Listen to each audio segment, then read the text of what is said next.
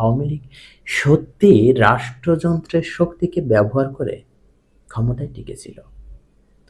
শেখ পরিবারের দুর্নীতি ও অপকর্মে আওয়ামী লীগের তৃণমূল নেতাকর্মীরাই অতিষ্ঠ হয়ে উঠেছিল এবং অনেকেই আর শেখ পরিবারের ফিরে আসা দেখতে চান না।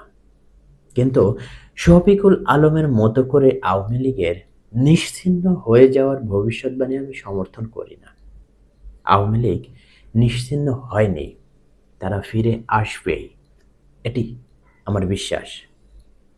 শফিকুল আলম বলেছেন, কয়েক মিলিয়ন বিপ্লবীর মুখোমুখি দাঁড়ানোর সাহস আওয়ামী লীগ কর্মীদের নেই।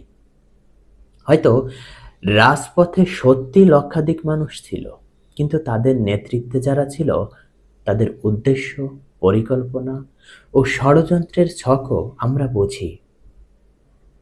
এসব বিষয়ে শফিকুল আলম নীরব, কারণ তার অবস্থান আজ যাদের উপর দাঁড়িয়ে তাদের মুখের উপর তো কথা বলার সাহস তার নেই।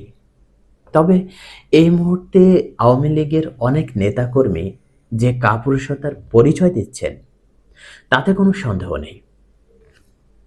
তারা নিষিদ্ধ অবস্থায় হোক বা না হোক, মুক্তিযুদ্ধের পক্ষের শক্তি হিসেবে কিছু দায়িত্ব তাদের ছিল এবং আজ তারা সেই দায়িত্ব থেকে পুরোপুরি পিছু হটেছে।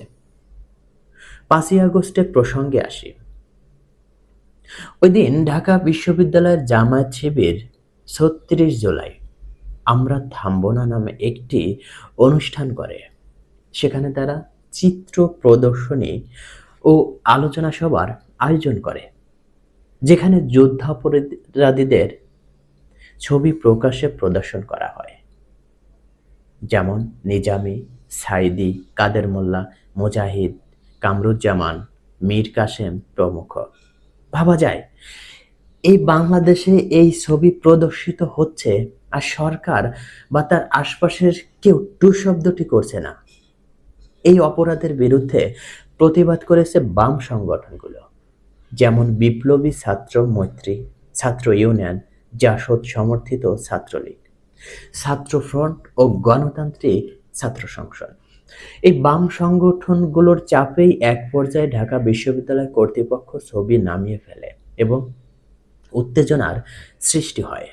প্রশ্ন হচ্ছে, তখন সেই বুদ্ধিজীবীরা কোথায় ছিলেন যারা আওয়ামী লীগকে উপদেশ দিতে মুখিয়ে থাকতেন?